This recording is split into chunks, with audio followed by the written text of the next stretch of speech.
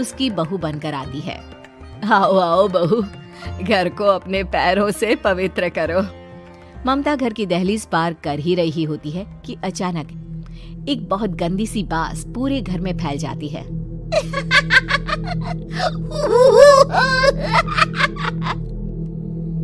ये बदबू और ये आवाजें, ये कौन हंस रहा है माँ?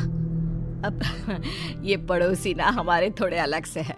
कहाँ हम शाकाहारी और ये मांस मच्छी खाने वाले।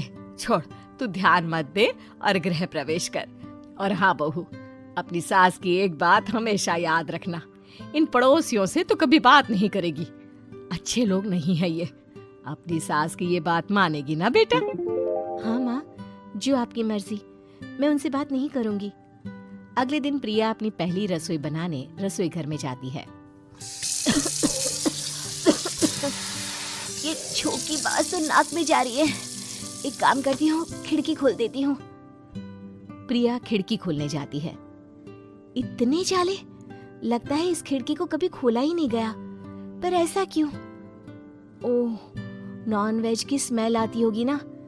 2 मिनट के लिए खोल लेती हूँ, फिर बंद कर दूंगी। प्रिया खिड़की खोलती है। खिड़की खोलते ही उसकी नजर सामने वाले घर की खिड़की पर पड़ती है, जहाँ एक लड़की खड़ी होती है। हाथों में मेहंदी, लाल रंग की साड़ी, बिल्कुल सजी धजी, मानो प्रिया की तरह ही वो भी नई नवेली बहू हो। वो प्रिया को देखकर मुस्कुराती है। हे भगवान, माँ ने तो इनसे बात करने को मना किया था। प्रिया फौरन ही खिड़की बंद कर देती है और तवे पर चढ़े रोटी की ओर देखने लगती है, पर वहाँ रोटी न होकर मछली पड़ी होती है। ये क्या? पहली ही रसोई में इतनी बड़ी गलती! हे भगवान, अब मैं क्या करूं?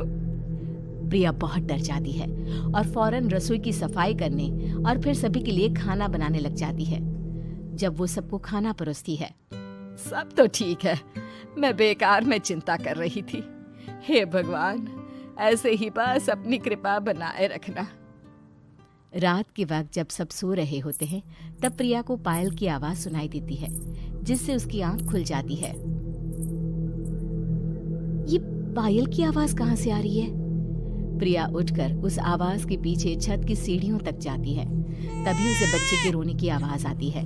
प्रिया छत पर जाती है तो क्या देखती है? वही लाल साड़ी वाली लड़की अपनी गोद में एक नवजात बच्चे को घुमा घुमा कर सुला रही है। तभी प्रिया की नजर उसके पेट पर पड़ती है। ओह गॉड, ये तो प्रेग्नेंट भी है। सुनिए, बच्चा सो नहीं रहा है क्या? मैं कुछ मदद करूं?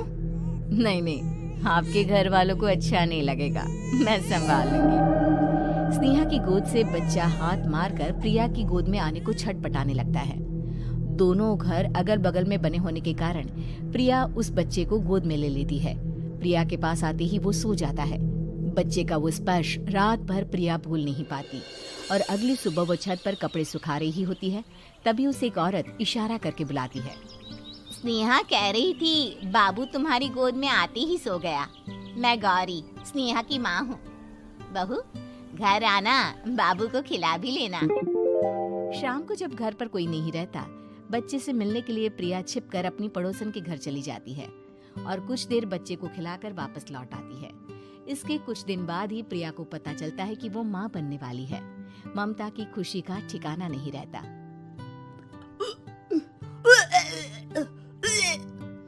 माँ जी, पता नहीं क्यों उल्टी आ रही है।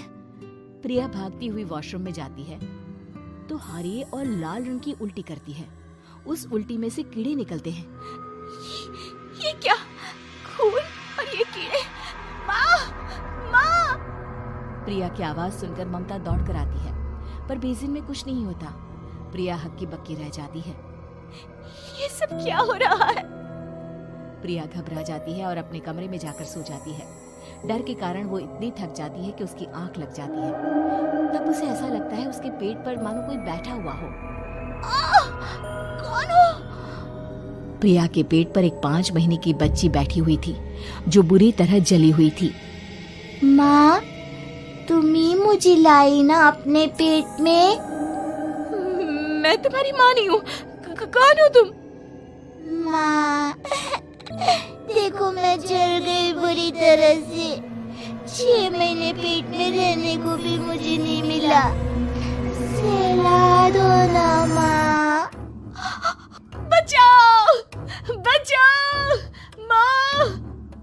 ममता दौड़कर कमरे में आती है। प्रिया की बातें सुनकर वो सब समझ जाती है। तू कहीं बगल वाले घर में तो नहीं जाकर आई ना बहू? मुझे माफ कर दो, मैं गई थी माँ। उस घर में सब मरे हुए हैं बहू। कई साल पहले स्नेहा उस घर में बहू बनकर आई थी। कुछ ही दिन में वो एक बच्चे को जन्म देने वाली थी।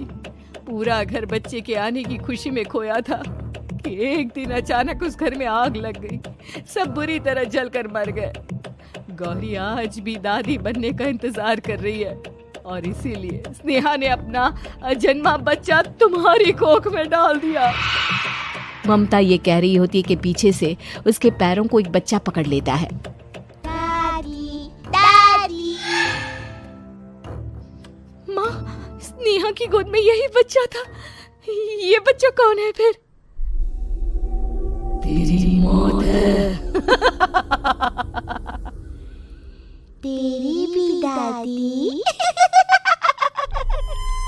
जिस चीज का ममता को डर था वही हो गया। ममता निवास के ऊपर मौत ने चादर बिछा दी थी। प्रिया का पेट ऐसे बढ़ जाता है मानो 9 महीने का हो। 2 हाथ उसके पेट से बाहर निकलते हैं। बहू, संतोष को फोन कर, किसी पंडित जी को बुला बहू। प्रिया का पति भागता हुआ घर आता है। ये तो होना ही था माँ। तेरा पाप तेरे सामने आ गया तो तू सह नहीं पा रही है।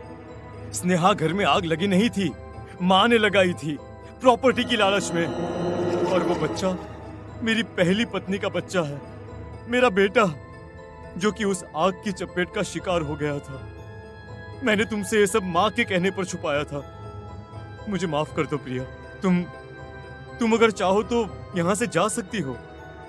मैं तुम्हें किसी भी बंधन में रखना नहीं चाहता। मेरी शादी हुई है आपसे, मैं आपको छोड़ नहीं सकती, पर उससे पहले हमें स्नेहा, उसकी माँ और बच्चे की आत्मा की शांति करवानी होगी। संतोष और ममता गौरी के घर जाते हैं। अंदर सब कुछ जला हुआ होता है। जमीन पर जली हुई लाशें बिखरी हुई थी। ममता रो रो कर अपनी करने की माफी गौरी से मांगती है। प्रिया स्नेहा के घर वालों का अंतिम संस्कार करवा देती है और ममता ने